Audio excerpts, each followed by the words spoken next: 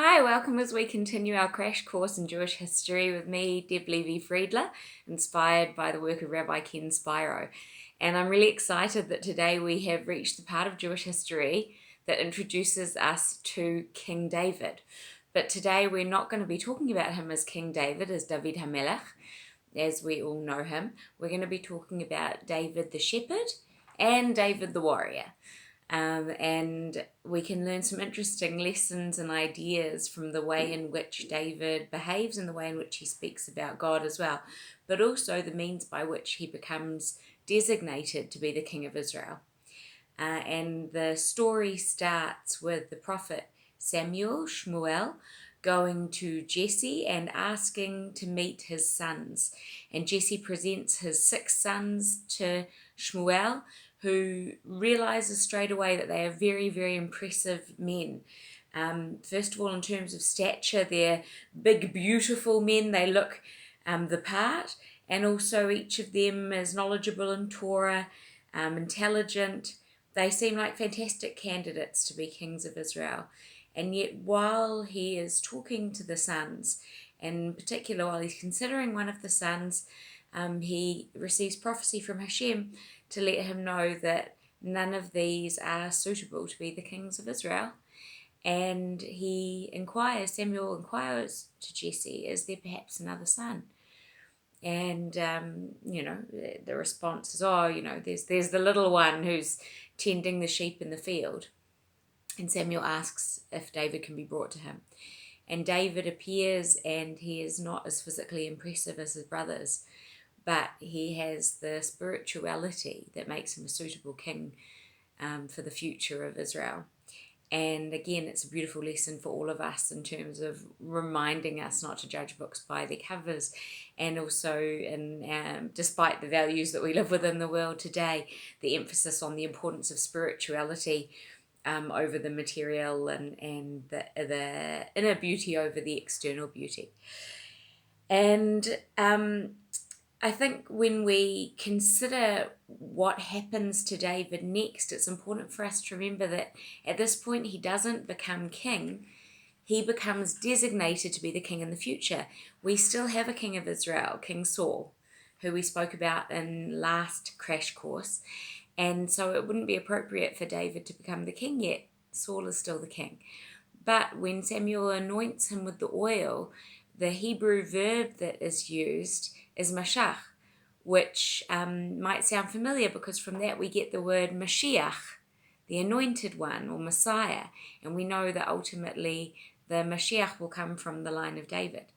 And so that's what happens with the encounter with Shmuel and David, is that David is designated for in the future to be the king of Israel. But currently we still have King Saul.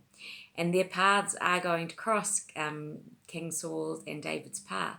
Because King Saul, when this happens, and the leadership is designated for David, the spirit that King Saul has, the spirit of leadership, this connection with Hashem, starts to depart from him, and he now suffers from bouts of depression and anger and mental strife. And one of the things that his advisors say is, well, music soothes the savage beast, let's get him some music. And they bring in a talented young harp player, and that talented young harp player is David. And David's music starts to soothe Saul and helps the king. But at the same time, the seeds are being planted for a very difficult relationship between King Saul and David as we go forward. And that's what we're going to see, that affects not just the king, but his children and the generations above and below as well. So it's a difficult lead up that King David has from being the anointed one, who is destined for the leadership of Israel, to ultimately becoming the king. And even once he's king, there's no rest for King David. His life is full of challenges and tribulations, and it's one of the things that make the Psalms that he composed, the Tehillim, so inspiring and so amazing and so relevant for all of us at different times in our lives, because the emotion and the spirituality and the power that he pours into them comes from the fact that while his life is not easy, it is meaningful, and he remains connected with Hashem through all of it. One of the things that happens when David is transitioning from a shepherd to a warrior is that he notices with disgust and displeasure one of the interactions that's happening between the Philistines and the people of Israel. Each day there's interaction between the Israeli forces, Saul's men, and the Philistine warriors as well. And in those times, you often would have a champion who would represent you as a fighting force. And in those days, the Philistines had Goliath, a huge giant and mighty warrior. And each day he would come and taunt the troops of the people of Israel, and would demand that one of them come and fight him to represent the people, with the understanding and the arrangement that whoever won, their people would take control over the others, so that if Goliath won, the people of Israel would become slaves to the Philistines, and if Goliath lost, then the Philistines would become slaves to the people of Israel. And all of the forces were terrified, all of the men were terrified. No one wanted to challenge him, apart from his physical stature and the fact that he was a giant. He was known to be a fearsome warrior, and his taunts were affecting the morale of the troops. And when David heard this, he was mortified. How could the people of Israel, the people of Hashem, not be strong enough to have the faith to fight Goliath? And he appealed to King Saul and said, "Let me go." And again, as we mentioned, we've got a little shepherd. He's not impressive in terms of stature, but he has faith in Hashem, and he wants to go and fight and kill Goliath. And when he's debating with Saul over whether he would be the appropriate person to do this, he says that God is with him. God has saved him from the claws of the lion and the claws of the bear, and God can save him from Goliath as well. And he appeals on spiritual grounds. And King Saul understands that, and he says, "Go, and may God be with you."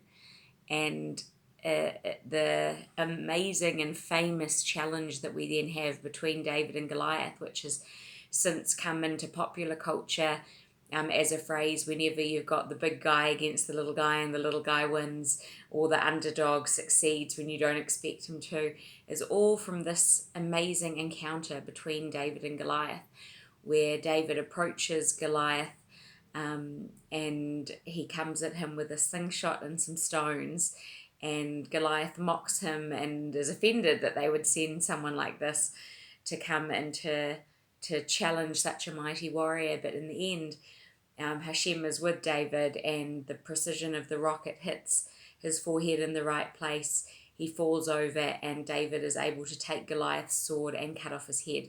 The Philistines flee, and it's a huge victory for Saul's army, for the people of Israel, and a huge turning point in terms of the power dynamic with David and with Saul, which isn't going to necessarily be in the short term very good for David, because there's an element of jealousy that starts to be aroused in King Saul, and that jealousy is going to prove very dangerous for David, as later he's fleeing for his life from Saul. And the relationships are further complicated because Saul sends David on impossible battles and missions to war, which David manages to win and achieve. One such battle, he says to him, that he needs to slay 100 Philistines, and then he can have Saul's daughter Michal as his bride, his wife. And he comes back, and he's got evidence that he's actually managed to kill 200. And this doesn't please Saul. And also we have Saul wanting to kill David, and his son Jonathan, who's very good friends with David, going out of his way to protect David and to save him from, Jonathan saves him from his father. So it's a complicated dynamic between Saul and David, and yet out of this complicated dynamic, which sees David fleeing for his life, and running away from this confrontation with King Saul, we have the most amazing composition of psalms. Some of the most beautiful psalms, the most beautiful Tehillim, come from this time of turmoil that David's going through on his journey. There's one other thing that I think we need to mention is that David, I want to call him King David, but he's not King David yet. He's David the shepherd, and he's David the warrior, and he will be David the king. He's David the anointed one. But one of the things that he keeps doing all along the way is sanctifying Hashem's name. Every opportunity that he gets, he is praising Hashem, he's acknowledging Hashem, and he's teaching others about Hashem as well. This idea of, it's not my might, it's by my spirit and inspired by Hashem. And it's a really important lesson for all of us to remember as well, is that when Hashem's with us, even if things seem impossible, we can achieve them, and when Hashem's not, we can't. And we've seen this in the history of the modern state of Israel, which we'll get to later on in our course. But there have been totally impossible wars in Israel that, modern state of Israel, where we've been attacked by enemies on all sides, the odds have been completely against us and we've been victorious. And there have been wars where one would expect that with the amazing technology that we've generated and the systems and processes that we see in the Israeli Defense Force and everything else, that, and their track record, that maybe they would succeed, and there have been huge losses. And I think one of the most dramatic examples of this is when we look at the 6-Day War of 1967 and the incredible and miraculous victory, and then the devastating losses of the Yom Kippur War. There's just a short number of years later in 1973. So that lesson from David, that the Jewish people need to always remember that their source of strength comes from Hashem, is something that is not just relevant in pre-temple times for King David, but is hugely relevant for all of us today as a nation, as a modern state, and also individually in terms of our own journeys, that we remain humble and acknowledge that there's someone else who's running the world. We're not running the world. There's someone else who is, and that we need Hashem on our side to be able to achieve the things that we want to achieve. It's a difficult lesson to learn, certainly one that I struggle with.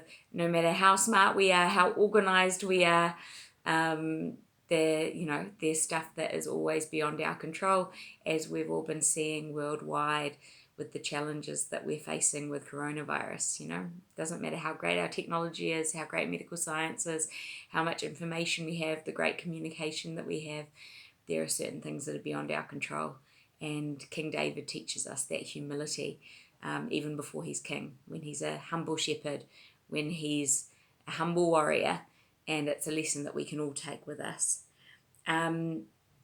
The journey that we see with King Saul pursuing David is one that doesn't end well for King Saul, and ultimately he has to go to battle against the Philistines again.